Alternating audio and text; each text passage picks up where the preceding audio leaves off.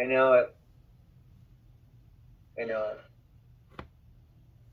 So, necessary loss. It's part of the cycle of life. It's necessary. It's part of life.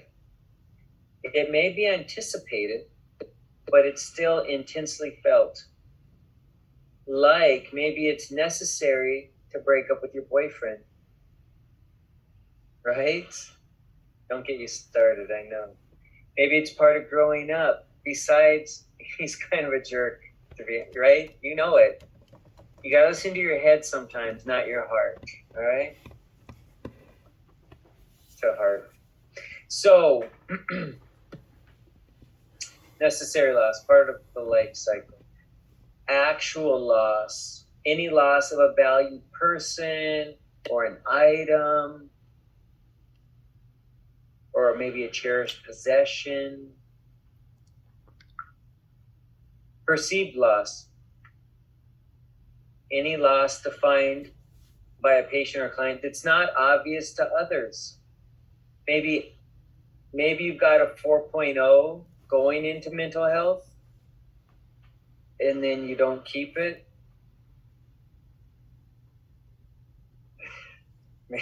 But maybe people don't know that, and it's a loss to you. Or maybe you get an A. Maybe you don't. Maturational loss. Loss is normally expected due to the development, processing of life. Like I can't believe I have this as an example. Like a dad giving away his daughter at her wedding, or a child going away to college, or a miscarriage, maybe a miscarriage. Yeah. Losing a parent. Look at these excellent examples. Okay. Situational loss. Unanticipated loss caused by an external event, like an automobile accident or a hurricane, or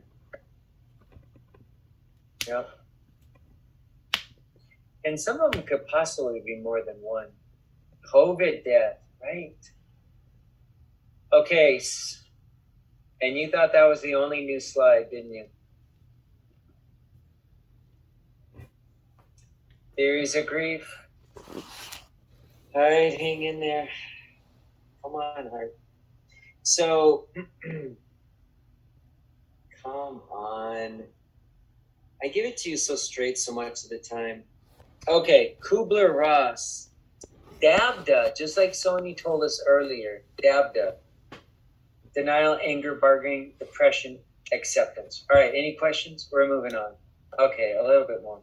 So it's the 5 stages of grief. First, you're what? You're in denial. The client has difficulty believing, right? I just can't, what? I'm totally in denial, right? I had that DSW coupon and then my mom threw it away. Forget it. I can't. Total denial. Client has denial believing the diagnosis of terminal cancer, the loss that was just experienced, right? You can't believe it. You can't move it. You got to get past that denial phase, right? But then once you do, sometimes I don't have a problem. Yes, you do, Sony. Right? It's that bad hair day. You just can't be. So then what happens? The person moves on from denial, but then they're what? They're angry, directed at self, others, possibly objects. We're going to talk about defense mechanisms coming up. They blame others. Exactly. Look at double N. Finally engaging. So,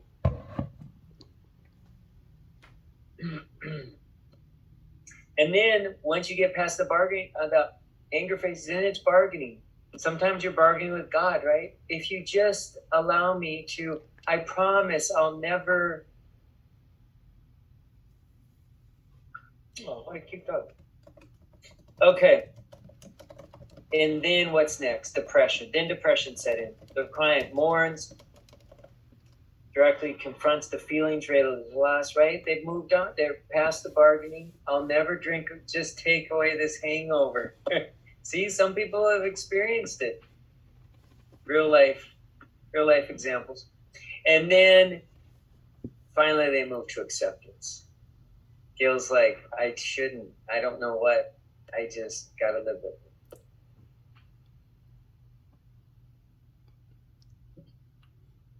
This one's Gil, by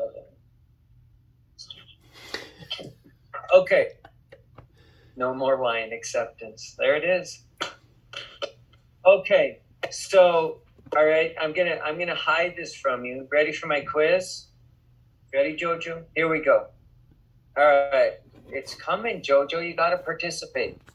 Tell me yes or no. Ready? Kubler's. Is denial part of it? Yes or no? Yes, it is. Okay, how about number 2? Anxiety, right? Dabda, is it? No anxiety. Well, see, you're right. All right, how about mourning? You got to mourn it. No? All right. Is Huck in here at all? Oh, she is. No way. It's the 12th time she rebooted. All right, how about bargaining? Bargaining, yep. How about acceptance? You got it. Despair, right? Dabda. No. All right. Depression. All right. Depression. Okay, and these are what? These are theories of what? 5 stages of grief, right? So is grief one of them? It's not. See? A little tricky, isn't it? Okay, maybe it's not. Dabda. There you go. Okay, wardens, 4 tasks of mourning. We're going to go through it quickly. Task number 1 kind of leaves off where Kubler-Ross finished, which is acceptance. Task 1 is accepting the reality of the loss. These are 4 tasks of mourning. Task 2 is experiencing. Wilkes, shut up. Okay, using coping mechanisms. Number 2, to experience the emotional pain of the loss. That's task number 2. Number 3, changing the environment to accommodate the absence of the deceased. You are kind of adjusting. You're right.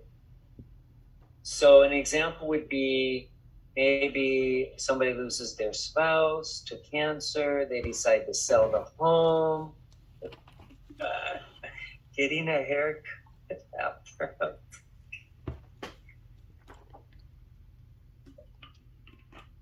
All right, so I'm going with changing the environment to accommodate. So what? Maybe moving, leaving, right? I know it's hard to listen, but just think, I've been talking this whole time too. That can be tough too, right, Jojo? Come on. Okay, so maybe downsizing. What's task number 4? Double in. Okay, so what's number 4? Come on, double in. Finding a meaningful, wait, somebody told me, withdrawing emotional. All right, I'm going finding a meaningful connection with the lost entity while learning to live again. The person finds a way to keep the lost entity part of life, but move on. So like what? Maybe a picture or something. It is kind of, get all technical with me. Finding a meaningful connection. Visiting the grave site or planting a tree or something. I don't know. I like to picture one up in the house or something. But do you think it would be keeping the clothes in the closet for like 20 years? That's probably not accepting or moving. That's the level. All right. Types of grief. All right, here we go.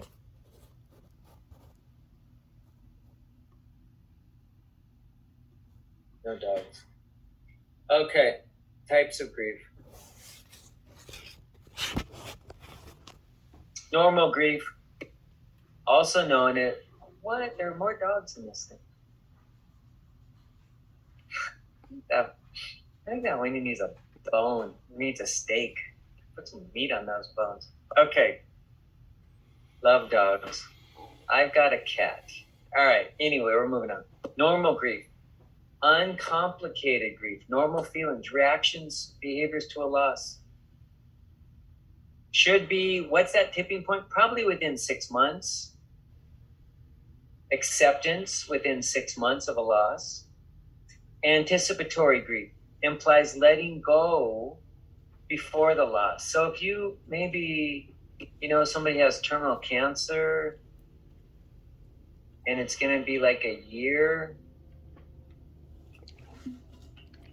provides time to prepare for life without the deceased. So it has to be terminal though, right? All right, what's next? Dysfunctional, maladaptive, difficult progression, prolonged, more severe. Maladaptive, grieving for more than 6 months. Delayed, oh, do I even have this on there? Delayed or inhibited grief. Delayed or inhibited grief, Jojo. What does that look like? The client does not demonstrate the expected behaviors of a normal grief process. So maybe with this one, dang it, does that happen like 12 times? Evelyn, you try to do it, all right? I'm doing the DJing, I'm going different screens. I can't just sit here and play with my dog the whole time. So, what are we talking about, Nat? We're talking about with delayed or inhibited grief. Maybe there's expectations of the family members where you have to still care for kids and care for the other people who, maybe it's cultural, and it's hard for you to grieve because you've got your hands full of so many tasks. Maybe they expect you to do day-to-day things and it's just you're overwhelmed. For example, the family may expect your client to maintain day-to-day activities after the loss of his mother to cancer. In this case, the client may continue to perform tasks and delay or inhibit the grief. Disenfranchised grief might happen if somebody has a suicide in their family and it's just not publicly accepted, and you feel kind of disenfranchised with grieving. It's not publicly shared, socially accepted, such as the loss of a loved one through suicide. Grief experienced by public tragedy, school shooting or terrorist attack, or natural disaster.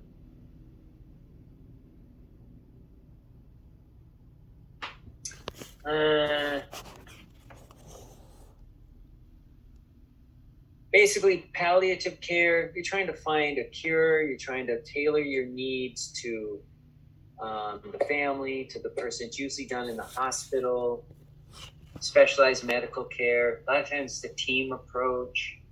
How about hospice care? Are you still looking for a cure with hospice care? Nope. It's usually that 6 months, it's end of life. Goal for a cure is discontinued. Maintaining quality of life, supporting them. We've talked about therapeutic communication. All right, a student is caring, it's the end, usually 6 months, right, Wilkesy? Wilkesy has some answer. So, student nurse is caring for a patient who says she's been increasing anxiety. Which of the following communication techniques should they make? What are you guys thinking? Right? You read them to yourself. Which one do you tilt your head on and put your hands together? It sounds like your head. Right? I know JoJo doesn't. She's so done. She's not even listening. Who can blame her? A patient discharges and makes a card for the nurse who cares for them. Should she keep it? Is it okay to keep a card? Look at it. Only if it has a gift card in it, right? Come on. What? No gift card? Is that you at your birthday? What's the point? Yeah, blah, blah. They gave me some nice words, but it's Starbucks. Okay. All right. Here's my last thing I want you to think about. Oh my gosh, did I go almost 2 hours? No wonder JoJo's such a bad mood. All right, so you sure did, Sony. Shut up. It's bonus. All right, here's my last thought. True or false? True or false, right? Is a partay. I'm surprised Ellen's even with us. Here's my last one. True or false? Elderly people, 80 and above even, can get ECT. 80 and above could even get ECT. It's true. It's true. Yep. All right, how about this? Pregnant mother could get ECT. What do you think? We're going no. Anybody? Anybody want to buck the trend? Guarantee no. Mel? Where's Mel been? It is true. I used to say it could be done through the first trimester. I've seen it could go through the third trimester now. Have I ever seen it done? Nope. I haven't seen it, but literature's out there that you can. Yep, it's true, Ash. All right, so how about, could it be done maybe monthly for support or outpatient, or I'm trying to remember. I've got a slide on this stuff, but I can't remember how it's worded. Could it be done outpatient, even like just to buff the patient up some? It can. It can be done outpatient fairly frequently, because is ECT a cure for depression? It is not. Could ECT be done on an LPS conservatorship patient? Could it possibly? I know, you're going, yes. You're just on the yes train now. It's true. As long as the conservator signs off and the court approves it, we could do it on Brittany. Okay, she's been freed. But LPS is true. Can we do it on a 12-year-old child? Not that I know of. No. Look at Wilkes's still on the yes train. I don't think we could do it on 12. Cutoff is 13. Look at that. Okay. All right, that's it. I'm so tired of you guys. Ugh. And if I see JoJo yawn one more time, that's it. I'm just calling it. All right. Good luck. Goodbye. All right, we need some music, don't we?